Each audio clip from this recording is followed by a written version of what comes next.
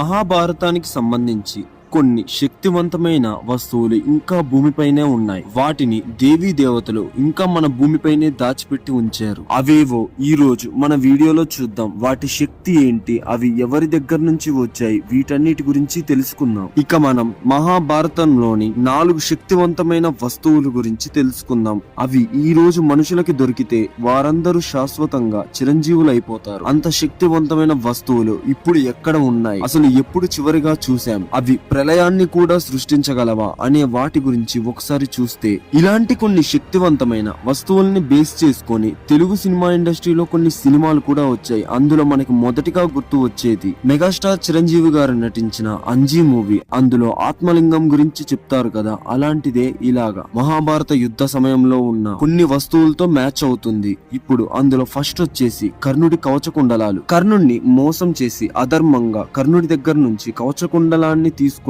తరువాత ఇంద్రుడు స్వర్గలోకపు ప్రవేశాన్ని అయితే కోల్పోయాడు. దానికి కారణం వచ్చేసి ఇంద్రుడు అధర్మంగా అబద్ధమాడి కర్ణుడి దగ్గర నుంచి ఆ కవచకుండలాన్ని తీసుకున్నాడు. కాబట్టి ఇలాగా ఎటువంటి అధర్మ పనులు చేసినా కూడా స్వర్గలోకపు ప్రవేశానికి అయితే అర్హులు కారు.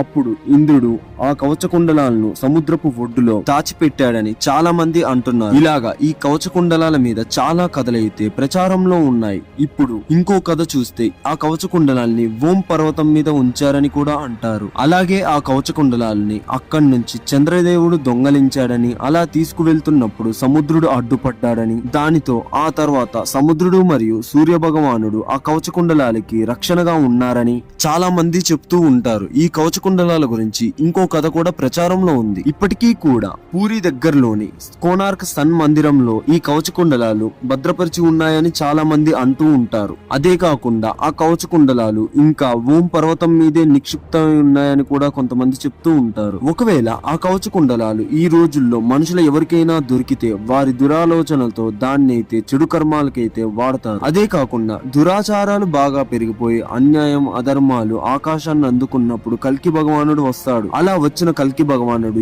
ఈ కవచకుండలాలను ధరించి కలితో యుద్ధం చేసి ధర్మాన్ని నెలకొల్పుతారని కూడా చాలా మంది చెప్తూ ఉంటారు. ఇక రెండవది దివ్య ధనస్సు. దదీచు అనే ఒక మహర్షి తన ఎముకలని దానంగా ఇచ్చాడు. తన ఎముకలతో 3 శక్తివంతమైన ధనుస్సులనైతే తయారు చేయబడ్డాయి. మొదటిది గాంధీవ, రెండవది పినాక మరియు మూడవది సారంగ. ఇదే కాకుండా అతని యొక్క ఛాతి ఎముకలతోటి ఇంద్రదేవుడి యొక్క వజ్రాయుధాన్ని తయారు చేశారు. ఇప్పుడు పినాక అనే ఒక ధనుస్సు సాక్షాత్తు మహాశివుడి దగ్గర ఉండేది. దానిని రావణుడు తీసుకున్నాడు. అలాగా రావణుడి దగ్గర నుంచి పరశురాముడు తీసుకున్నాడు. పరశురాముడు దాన్ని రాజ జనకుడికి ఇచ్చాడు. జనకుడు అంటే ఎవరో తెలుసు కదా, సాక్షాత్తు శ్రీరాముడికి మామయ్య గారు మరియు సీతామాతకి తండ్రి. అలాగా సీతా స్వయంవరంలో శ్రీరాముడు ఆ పినాక ధనస్సుని విరిచి సీతామాతను పెళ్లి చేసుకున్నాడు.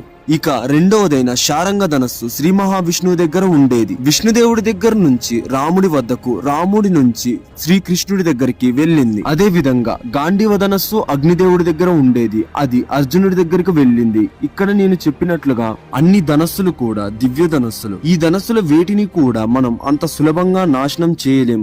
ఒక్క మాటలు చెప్పాలంటే అసాధ్యమని కూడా చెప్పొచ్చు. ఇలాగా ఆ 3 ధనస్సుల్లో పినాక ధనస్సు మాత్రమే శ్రీరాముడు విరిచేశాడు. మిగతా 2 ధనస్సులు అంతే ఉన్నాయి.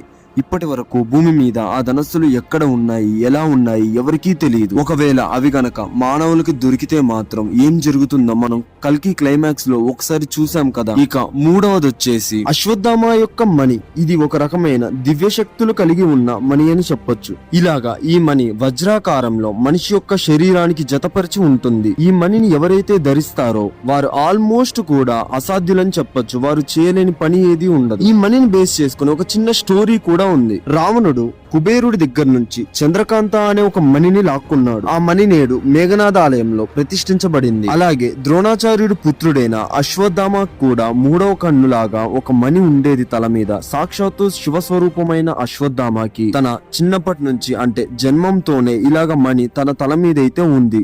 ఈ మణి యొక్క శక్తులు చెప్పాలంటే ఈ మణి ధరిస్తే ఆకలి దప్పికలు ఉండవు, ఒంటికి గాయాలైనా మానిపోతాయి. ఒక్క విధంగా చెప్పాలంటే అమరత్వానికి దారి చూపించే మణి ఈ మణి. మన గ్రంథాల ప్రకారం అయితే సాక్షాత్తు శ్రీకృష్ణుడు భీముడి ద్వారా ఈ మణిని అశ్వత్థామాని శపించిన తర్వాత అశ్వత్థామ దగ్గర నుంచి బలవంతంగా తన శరీరం నుంచి విడతీసి ఎక్కడో ఉంచినట్లుగా అయితే తెలుస్తుంది. కానీ ఎక్కడ ఉంది అన్న విషయం అయితే ఎవరికీ తెలియదు. కానీ ఎక్కడ ఉన్నా కూడా ఆ మణి భూమి మీద యథారూపంలో అదే శక్తుల్ని కలిగి ఉంటుంది. శివపురాణం ప్రకారం అశ్వత్థామ ఇంకా భూమి మీద బ్రతికే ఉన్నాడు. కొంతమంది అశ్వత్థామ గంగా నది తీరంలో మధ్యప్రదేశ్ లో అయితే ఇంకా అలానే ఉన్నాడని అంటారు. కానీ అది ఎంతవరకు నిజమో అబద్ధమో అయితే ఎవరికీ తెలియదు. అలాగే కృష్ణుడు ఇచ్చిన శాపం కారణంగా అశ్వత్థామకి ఒళ్ళంతా చీము కారుతూ అనునిత్యం రక్తం స్రవిస్తూ జీవితాంతం అలాగే పడి భూమి మీద హింసను అనుభవిస్తూ ఉంటాడని వ్యాస భారతంలో అయితే క్లియర్ గా రాసుంటుంది.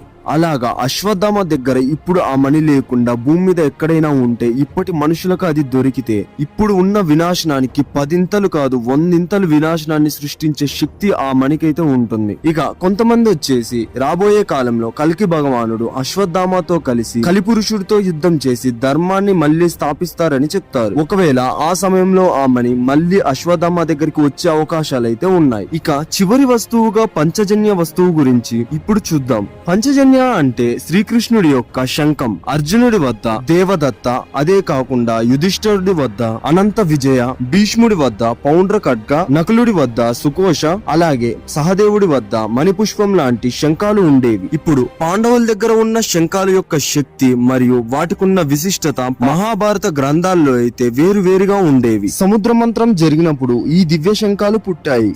ఈ శంఖాల్ని విజయం, కీర్తి ప్రతిష్టలు లాంటికి సూచికగా చెప్పేవి. ఇప్పటికీ కూడా ఆ శంఖాలు హర్యానా పురపాలక ప్రాంతంలో అంతే ఉన్నాయని చాలా మంది చెప్తూ ఉంటారు. ఇంకా చాలా మంది అయితే హర్యానాలోని కాచువా లేదా వేలోల్పూర్ అనే గ్రామంలో రష్యఋషి ఆశ్రమంలో నేటికి అంతే ఉందని చెప్తారు. కానీ వీటి గురించి సరైన స్పష్టత అయితే ఎవరికీ లేదు. కాబట్టి ఇవి ఎక్కడ ఉన్నాయో ఇంకా క్వశ్చన్ మార్క్ అనే చెప్పొచ్చు. ఇలాగా ఈ 4 వస్తువులు కూడా మనుషులకి ఎవరికైనా దొరికితే మాత్రం తప్పక వినాశనానికి అవి దారి తీస్తాయన్నంలో ఎలాంటి ఆలోచన చేయాల్సిన అవసరం లేదు. ఎందుకంటే ఇప్పుడు ఉన్న రోజుల్లో ప్రతి ఒక్కడు కూడా స్వార్థం కోసమే తన పనులు చేస్తారు తప్ప పక్కనున్న మనిషి కోసమైతే ఎవరు చేయరు. ఇక మన వీడియోలో ఇవ్వండి 4 అద్భుతమైన ఎంతో శక్తివంతమైన మహాభారత సమయం నుంచి ఉన్న వస్తువులు. ఇవి గనక ఇప్పుడు ఎవరికి దొరికినా కూడా వినాశనమే. వీడియో నచ్చితే లైక్, షేర్, సబ్స్క్రైబ్ చేసుకోవడం అయితే అస్సలు మర్చిపోకండి. ఛానల్లో ఇంకా ఇంట్రెస్టింగ్ టాపిక్స్ చాలా ఉన్నాయి. కల్కి పురాణం గురించి, కల్కి యొక్క రియల్ స్టోరీ గురించి సిరీస్ వైడ్ గా అయితే చేస్తూ ఉన్నాను. అవి అర్జెంట్ గా వెళ్ళి చూసేయండి. అదే కాకుండా మహాభారతంలో ఎపిసోడ్స్ వైజ్ గా ఒక్కొక్క వీడియోని అయితే చేస్తూ ఉన్నాను. ఇక ఇప్పుడు జరిగిన వీడియోకి పార్ట్ 2 గా కల్కి ఎలాగ జన్మించాడు, ఎక్కడ జన్మించాడు, ఇప్పుడు జరుగుతున్న 4 యుగాలు మళ్ళీ రిపీట్ అవుతాయా, ఎన్నిసార్లు రిపీట్ అయ్యాయి ఇప్పటి వరకు, ఒకవేళ రిపీట్ అయితే అవి ముందు నుంచి రిపీట్ అవుతాయా, వెనక నుంచి రిపీట్ అవుతాయా, అలాగా రిపీట్ అవ్వడానికి వచ్చే కారణాలు, వీటన్నిటి గురించి నెక్స్ట్ వీడియోలో అంటే పార్ట్ 2 లో చూద్దాం. ఇంకో ఇంట్రెస్టింగ్ వీడియోతో మళ్ళీ కలుద్దాం.